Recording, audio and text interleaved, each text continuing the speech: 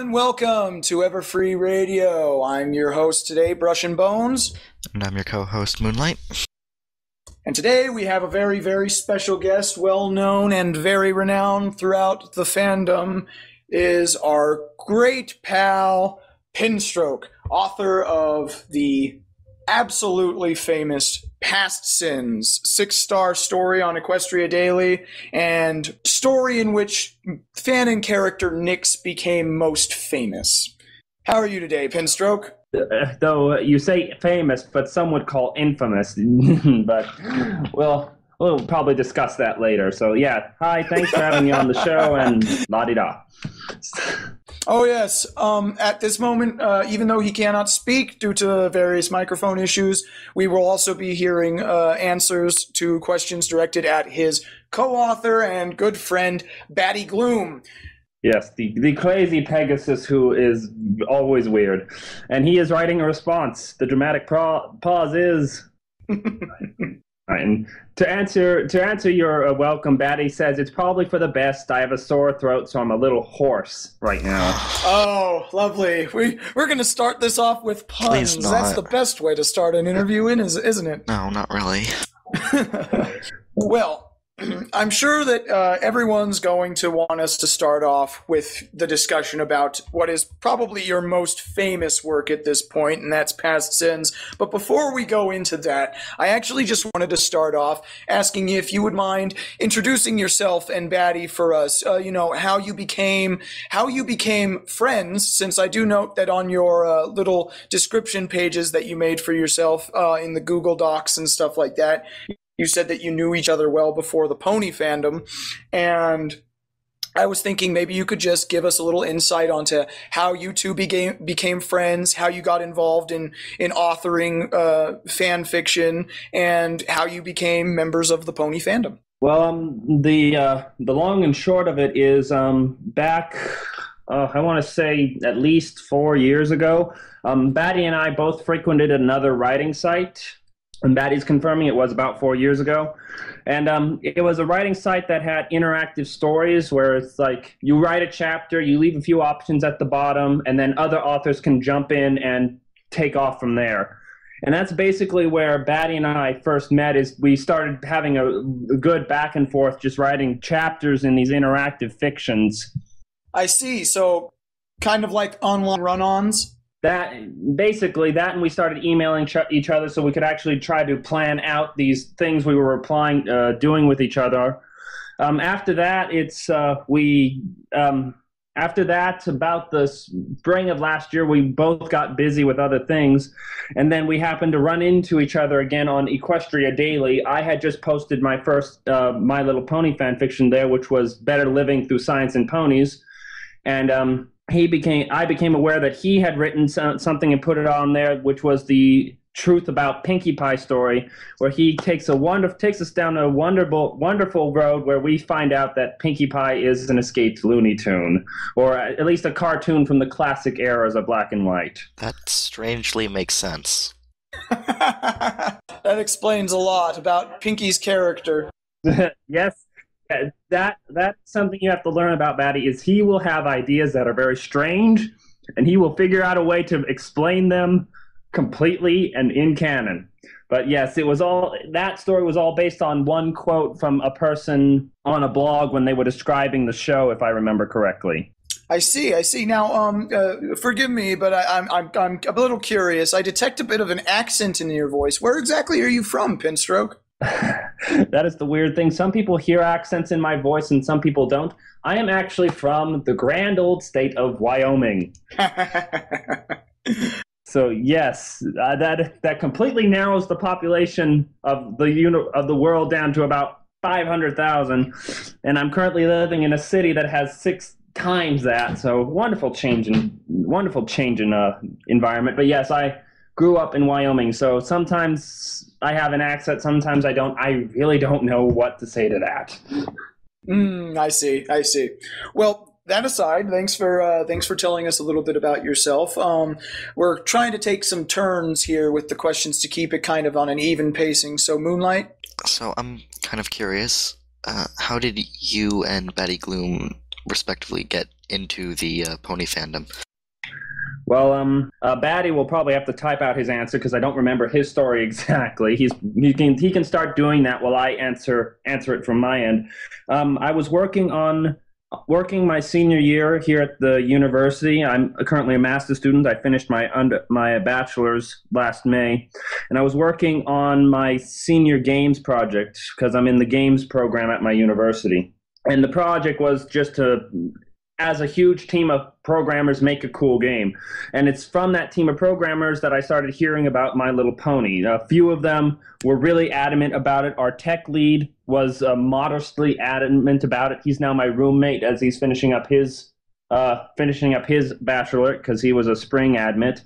And that got me interested, and then so I started poking around there, eventually found Equestria Daily, and then after reconnecting with Batty and working on fanfictions further, I got sunk very deep into the fandom, if writing a 21-chapter novel is any indication.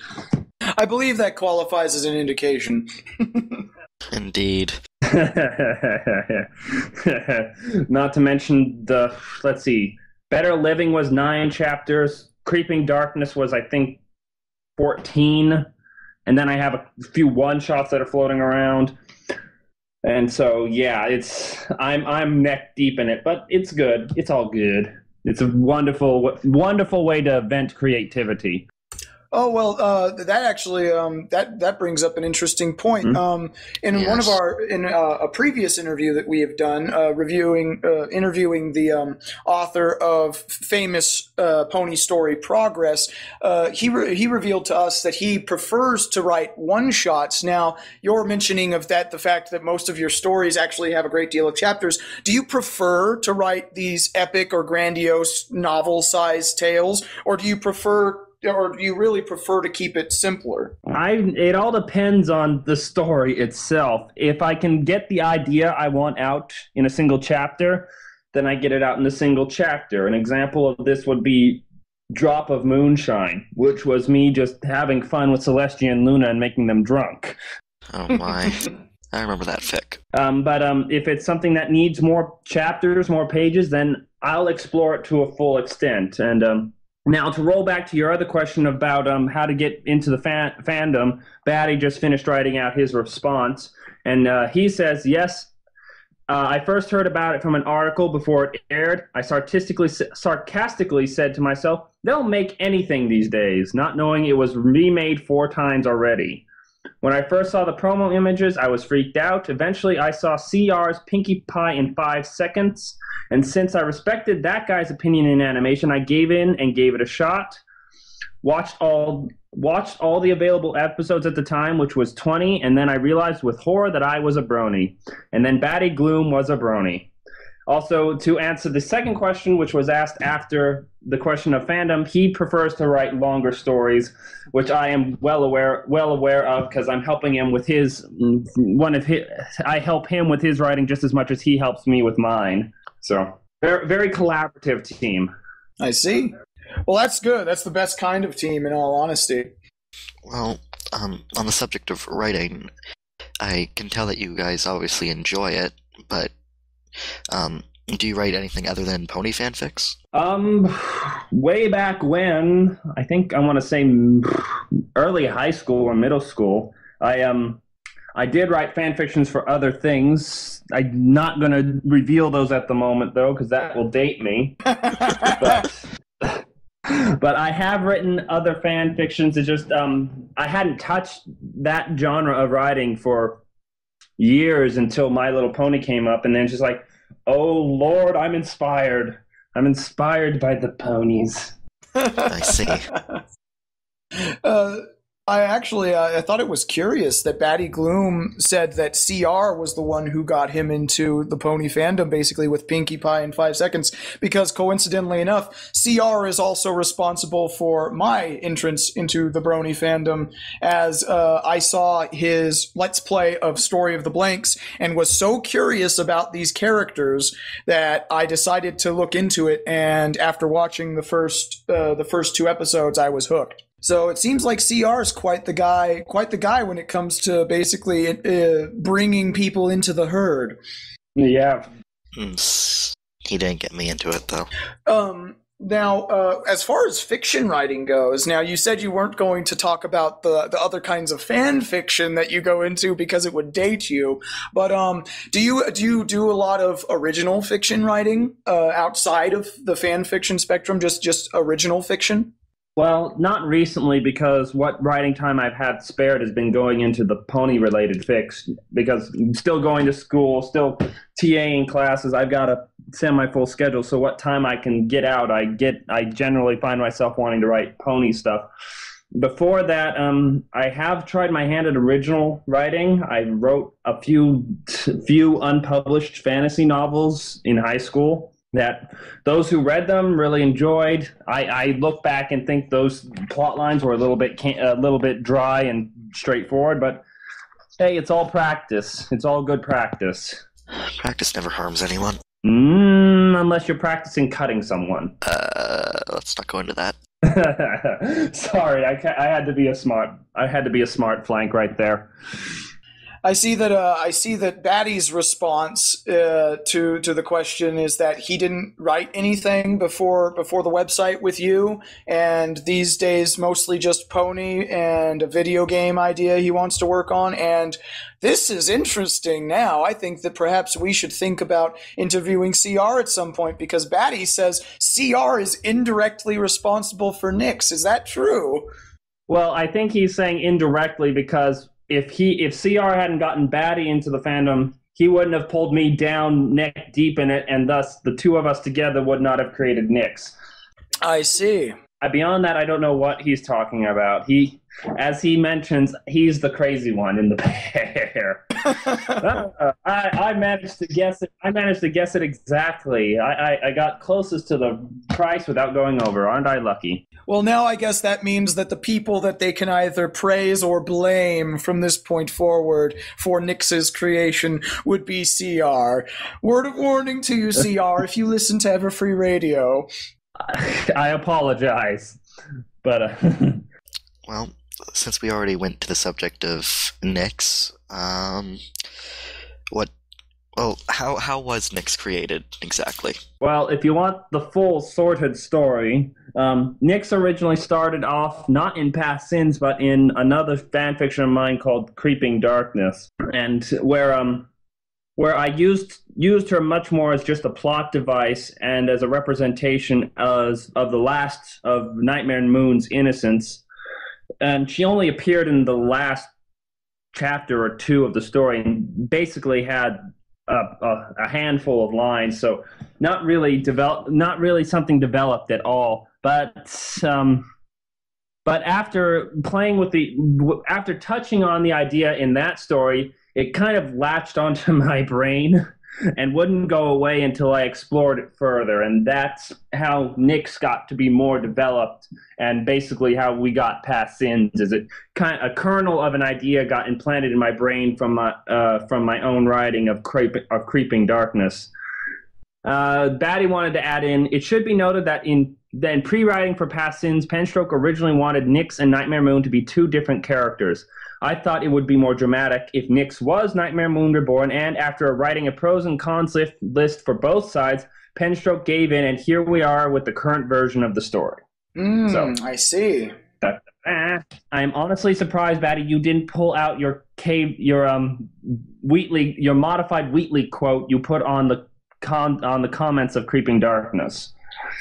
He loves that quote because he.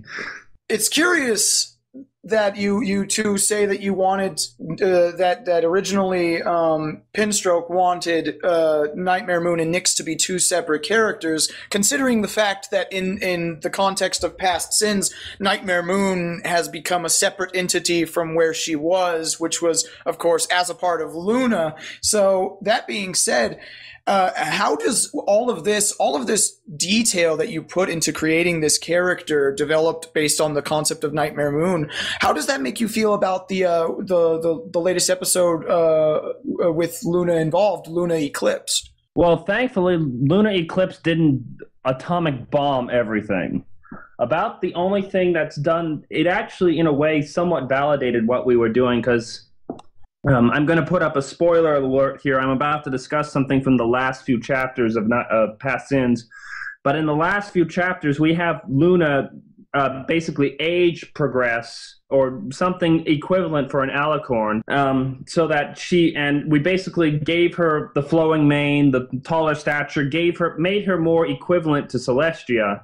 And that was something that was nicely validated by Luna Eclipse, because we got to see that, hey, Luna isn't still this little normal pony-sized thing with normal hair. She became something like Celestia with the flowing magical mane and all that stuff. So the fact Luna is regaining some of her old power, or at least that was Lauren Faust's guessed belief of why that was going on, if I remember correctly from comments. Lauren Faust said in her DeviantArt that after she was returned to her original state by the elements of harmony, she was in a very weakened magical state, and it took her time to basically regenerate her magical energies and get back to the level of Celestia. Yeah, so thankfully nothing that happened in Luna Eclipse bombshelled anything we did in Past Sins, really. It changed our depiction of Luna, but thankfully we never really got into a detailed depiction of her at any point. We allowed the fandom's knowledge of her to persist.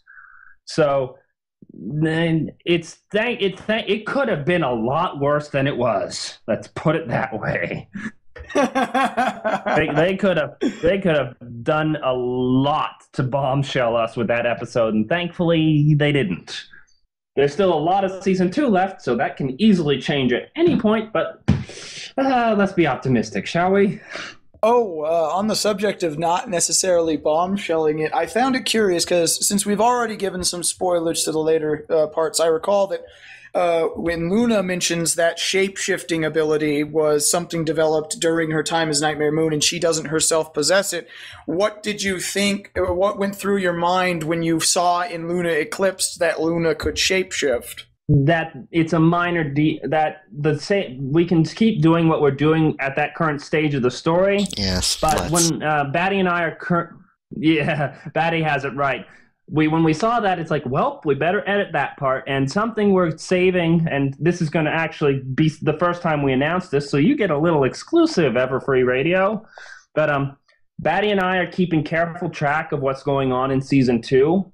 And if possible, at the end, we're going to take some time to look at and go through Past Sins and basically canonize it for the second season. Make it, if possible, make it work with what is revealed in the coming shows. So, for example, you as authors aren't content with simply slapping an alternate universe tag on it and saying we're done. You actually want to try to keep it as conforming to canon facts as possible. I think it's our responsibility, since it's gotten so popular, that we need to. And Batty makes this comment in his chat of, heck no, canon for the win. And I'm sorry, Batty, I do try to censor my own language, so I will not say the full word that you wished me to say. But basically, it's like we never guessed Past Sins would get as popular or as infamous as it has. And while some people would rather see it sink into the depths of the internet and die, the fact that we have so many people who do really like the story, we want to try to not only keep it up to date, but to keep adding to it as we find inspiration. And the only way we can do that is if we keep it up with the season canon, if possible. If something comes along that completely breaks us, then we'll be forced to do an alternate universe tag. But right now, it's little nuances that can be fixed. For example, dropping a reference to Twilight's checklist need here, or making sure that we're referencing that Rarity does have parents in other locations, or making mention of Discord in locations. It's right now, everything that has happened in Season 2 can play with what's going on in Past Sins with tweaking. I see, and that actually makes it a very interesting story, I think, because this basically means that you've taken this and you've turned it into this kind of living creature that evolves as the canon changes. Well, that's what we're trying to do at the very least. Batty and I have a little hidden document where we're keeping close track of not only things that are issues that are contradictions or minor contradictions in the story, but also for our own vindication, we're keeping track of the things we're keeping track of the things that are actually semi-validated. So like this is one thing that a lot of like the haters of past sins point out, is that they don't think Twilight would keep something like a reborn Nightmare Moon to herself, and that she isn't as paranoid of Celestia. But Batty and I's argument to the contrary of that is, we of course have the Bird and the Hoof episode, where to try to protect Fluttershy, Twilight tries to keep the fact that Philomena has been stolen a secret. That is true. And then we have the Lesson Zero episode, where Lesson Zero just kind of proves that Twilight can be very paranoid of her mentor. And the one other aspect we'd like to make on that comment, of some reason that Twilight may not have just gone straight to Celestia immediately, is she wasn't sure. And that is something that can be a defining characteristic of it. As one commenter pointed out, I believe, Twilight doesn't want to disappoint Princess Celestia, ever. She didn't want to be tardy or anything like that. And so think about this disappointment of, she brings this filly to Celestia saying, oh lordy, this is Nightmare Moon reborn. I don't know why I just did it with that accent.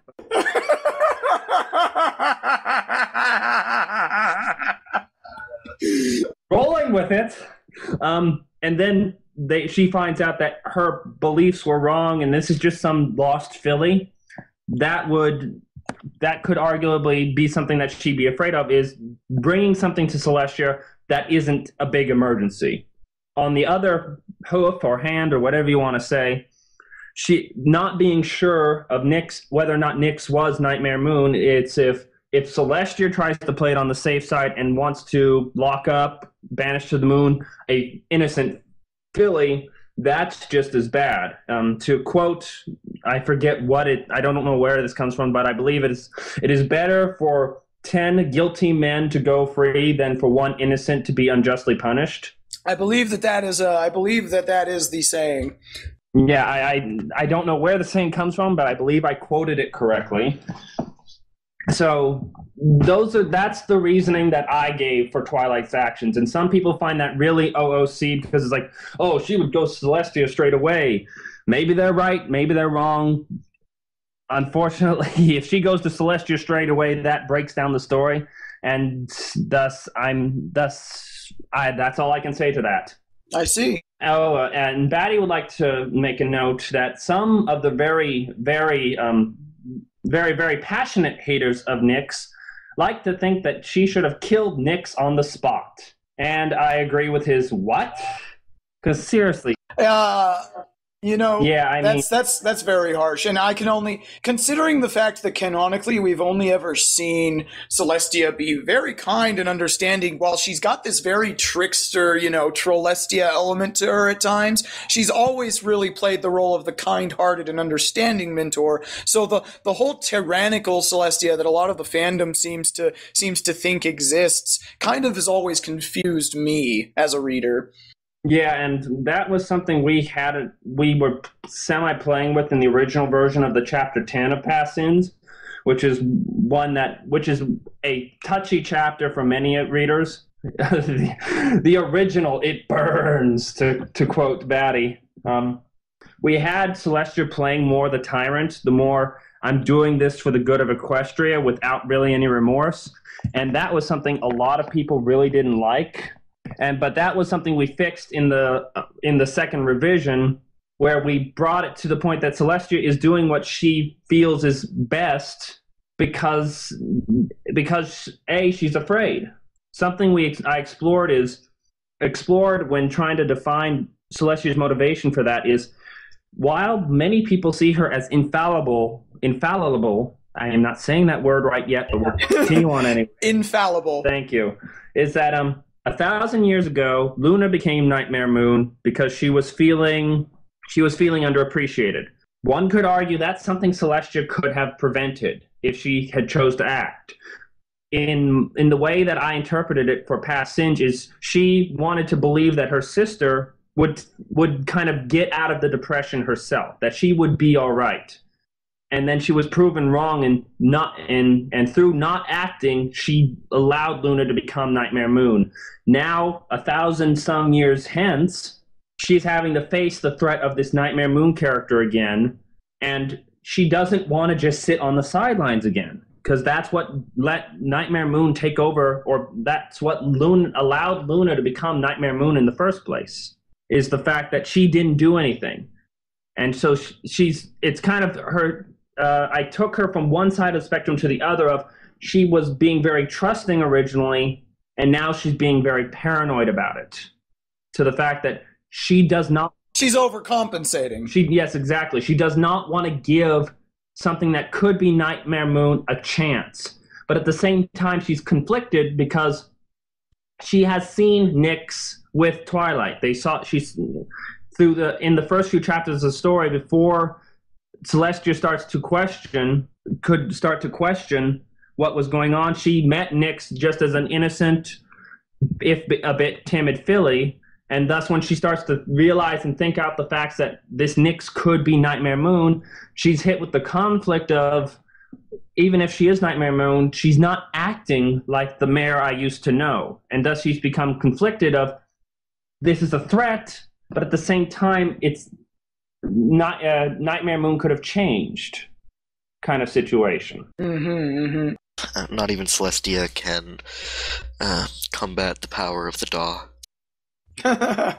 Well, and actually, this follow-up statement leading into a question as a lot of application here is taking note of how many revisions that you've done to this story and how many more you intend to do to ensure that it's kept as close to canonically accurate as possible. I noted that a lot of commenters that weren't necessarily on the hate side, but weren't necessarily on the love side either, seemed to think that that the story was bad because you were in the manner of saying it as TV tropes would put it, letting the fans run the asylum. That you're changing it to suit commenters and other things that were being pointing out was actually bad because you weren't leaving it where it stood. And I just kind of wanted your opinion on that whole viewpoint. It's a valid argument. Because it's just Baddies typing it out in a good way to put it. It's when we listened to the fans when they were right. If someone just kind of came, if they were pointing out things that were accurate about the story, and when we realized that, that's when we decided that they were things that need to be addressed. There were some complaints about the story that we did not take into account because that was part of the story that we felt we had gotten right. But it's simply a fact that it's less that we were letting the fans run the asylum. It's just that we were willing to listen and realize we had done something wrong in trying to represent this, in trying to write this fan fiction and represent the characters as accurately as possible. I see. So it was really less just conforming to the fans' opinions and more like realizing from using the fans as a kind of editing pool, realizing your own mistakes. The fans proved to be a good sounding board, and they became and most who have actually gone and read the changes agree that they're for the better. And so, and those who have come through the story with new eyes seem to like it just as much as the old version. So I got a request last week for someone wanting to see the original chapters. I can understand why you might be opposed to that, especially since I did not have an opportunity to read it in its unrevised form. I've read it as its newest revision, which you would probably be thankful for. But that being said, I did hear from several people in the Equestria Daily IRC and also the commenters section of the fanfiction that there were some really bad things in the basically, let's just refer it as the beta version, and that one of those being that Luna was hardly prevalent at all in a story that's supposed to be about Nightmare Moon. Now, how accurate would that be to say? Again, truly, while Luna is the source of Nightmare Moon, I would argue that it was more those two are so different, they're almost separate characters. I realize that one comes from the other, but from what we've seen in the show, Nightmare Moon is very strong-willed antagonist character, where what we saw of Luna at the time Past Sins was written was very little at all, and completely different. I mean, sisters hugging. Nightmare Moon would not hug, at least in her original form. And so my answer to that is we realized we could have made use of Luna a little bit more, and we did in the revision. And during the chapter 11, where we had her being the one to call Celestia out on what she was doing, and also gave her some screen time with the Nightmare Moon to have a chat of, why are you doing this? These are the things I wanted kind of conversation. And I realize I'm laying out spoilers like they're candy, so I apologize to those who haven't read or would want to read and all that stuff. We'll make sure to spoiler tags involving the interview on our site. She played the part that I felt was appropriate to her in the latest revisions, because while her feelings and all that stuff were important and were the basis of it, this was a story about Nightmare Moon, not Luna. If that is a distinction that means anything to anyone.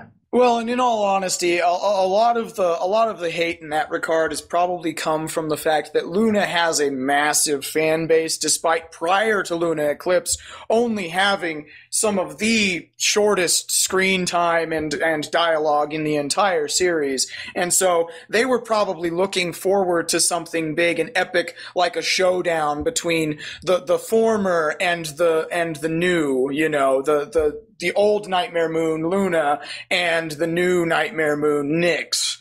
Yeah, and that's not how the story turned out. That's all I can say to that. Absolutely, and there's really no reason why your opinion should change. After all, you are the author. Yeah, and that and just some people complain about the fight scenes. Is like, oh, these fight scenes are so short.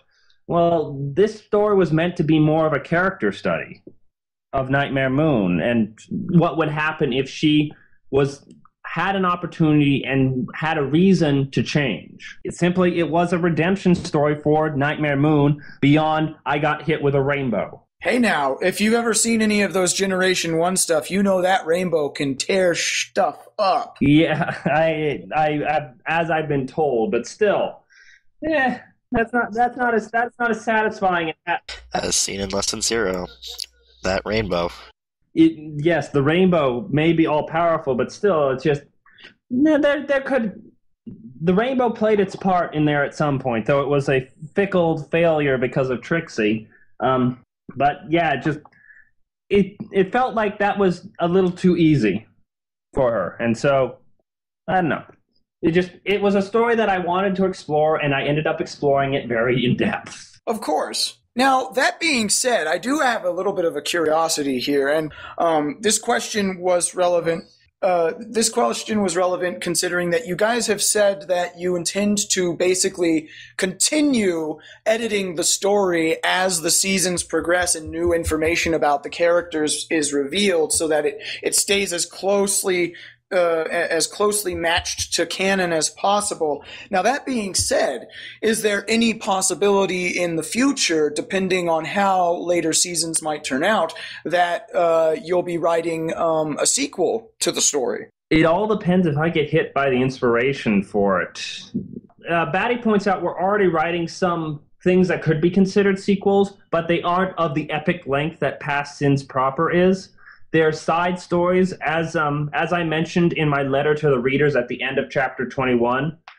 There are going to be short stories that explore that version of Equestria a little more in depth, and just kind of explore things that we've set up in that story that maybe didn't get as much airtime as they could have. For example, one of the things we want to get done first before we start releasing some of these so that we can release them in some sort of order is to possibly take a look at some events before the start of the story with Spell Nexus, as well as some things that happened after the end of the story when Celestia was meeting with him, just to kind of get the bad guy's perspective on things and also to flush out his character a little more. But just we have a list of story ideas that right now there are a bunch of short ideas that could be explored as single one-shots or very short couple chapter fix.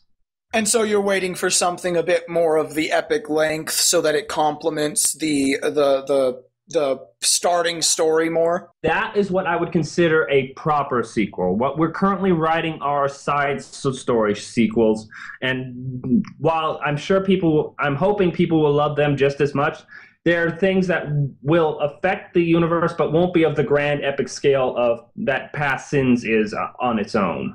I see. Now, that being said, now we've gone a lot into depth with Past Sins, and that's mostly due to its being kind of the pillar of a lot of popularity, especially with your own renown. I'm sure that most of your stories, as I took note of when looking over your list of authored stories and such, most of your stories are in fact 6-star. But would you not agree that Past Sins is probably your most popular and famous or infamous story? Well, it's hard to argue with the fact that most of my other stories have in the low hundreds worth of ratings and comments, and Past Sins has 26,000 ratings on Equestria Daily, and still manages a 4.8, which is amazing to me, especially after drawing the hate it did from the other aspects of the community. Oh, I'm sure. It's probably got a lot to show for the fact that it's maintained such a high rating with so many people weighing in on how good the story holds up. Now, just real quick, because it's totally bugging my mind and I needed to get it out there right now. In the future, we're going to be holding I'm referring to it as a debate and pull, where we take sides, pros and cons of the story, and we debate it and we pull it apart and examine it from the inside out and break it down to its bare cells. And I was just curious, since you and Batty are in fact the authors of this story, if you would consider being involved in that, whether as judges or something along the same lines, or if you would want to play devil's advocate and take sides. I'm good. Batty's typing his response. I do not know. I honestly don't know whether or not it would be interesting to be a part of that, because my response to that is I would have to be careful of myself in that situation, because I would be wanting to leap to the defense of things. But Batty's question to you, if we were to do this pro and con thing, is: do you mind if we take your criticisms to improve the story, if applicable? So. Oh, absolutely. Considering the fact that I took note that you mentioned TV tropes in your personal data regarding the various stories and such like that, and that you actually use the TV tropes page for Past Sins to gain information on stuff to improve. For example, you mentioned two points of fridge logic that were brought up that you took the time to correct. Now, I feel that if we were to have this debate and pull the story apart down to its bare bones, it would give the reason I invite you is because it would give you an opportunity to hear some of these in-depth criticisms and critiques to help construct your story to be even better, since you do take the fans' points of view into regarding if it's applicable. Yeah, as Batty says in the chat, I'm a people pleaser even at the expense of my sanity. So, well, at least what I have left of it. So, yeah, and that's something that I differ slightly with Batty. Is he's been wanting to try to fix every criticism, and there's some that I don't agree with, that I feel the story that I feel are criticisms that are invalid or something I don't agree with. But at the same time, I'm open and willing to listen because I'm not an official author for the show. Thus, it is very easy and very likely I did something that wasn't entirely right. And so why not learn, and why not let past sins continue to be the learning experience it has been to improve my writing and improve my storytelling. And that's why I extend the invitation to the both of you, since we intend to do this one way or another, so you could just go ahead and listen to it if you wanted. But I feel that your input would be very good, especially when it comes to defending certain points that might be brought up from the pro or the con side of the argument. So, well, you've got my number. It all depends when you want to do it. Now, knowing that you two are fiction writers, and we will get back to the debates issue later, but I just wanted to get back to some more prevalent questions for the time being, just because we have yet to actually come up with a scheduled date for the debate, since we do have a lot on our plate right now. What I was going to ask was, since you are primarily writers, but you do develop these works of fiction, and Past Sins is so incredibly popular, have you ever thought about talking to some of the pony animators in the fandom and seeing about possibly getting something animated for it? The thing is, I don't want to have to ask for fan art or anything like that. If someone is inspired enough by the story to do it, then I'm more than willing to just let them have at it. That's also my stance when people send me emails asking, hey, can I use Nyx in my own fan fiction? Like, for example, the Fandom Crisis story that got posted up on Equestria Daily, which is a mashup of Doctor Who, Past Sins, Slender Man, and a bunch of other stories, is that if you want to do it, if you're inspired, then by all means, but I'm not going to ask, because I know that some people, that feels pretentious to me to be asking for something like that. I understand. And I was only curious just because this, to me, aside from maybe a couple of other stories, which are actually crossovers, so I don't really tend to count them myself, because I feel that a crossover story, on my own personal opinion, relies too much on the content it's crossing over in order to get ratings, rather than honest authoring and storyline. Aside from maybe a couple of crossovers, Past Sins is probably the most popular and most well-known of stories on Equestria Daily. So I'm actually kind of curious as to why you haven't gotten any requests for such a thing. Well, I don't know. I never heard anything further about this, but we were doing an interview for the Brony show, I think, or was it Friendship is Madness? One of those other podcasts asked us, and the only interview I've seen is the Friendship is Madness one. Well, on one of those, someone in the chat box claimed to be a part of the Brony Studios, which were the ones who did Luna's Lament, that fan animation. Uh-huh. And he dropped a mention that maybe they were interested in doing something for Past Sins. I haven't heard anything about that further, so I don't know. But again, if someone makes the request, I will be glad to allow them. But at the same time, I don't want to ask someone to do it if they aren't inspired to do it, because then it's not going to be the best quality, even if it gets done. Understandable. Well, Moonlight, do you have any other questions that come to mind? No, not really. Oh, there was one. It's a bit off topic, though. Concerning one of your other fics, I was a bit curious where the inspiration for Celestia and Luna getting drunk together came from. Oh, where did that idea come from? Batty, do you remember? Yeah, you, Batty. Do you remember? That one was a personal favorite of mine. Well, I'm glad you liked it. That one was. I know I wrote that one just because I wanted something to detox with after Past Sins was finished and the revisions to Past Sins were finished. But as to the actual idea, I'm trying to remember. Yeah, I think it's literally, it came out just as I want to write a story about princesses getting very silly. So Very silly, very drunk, and all that good stuff.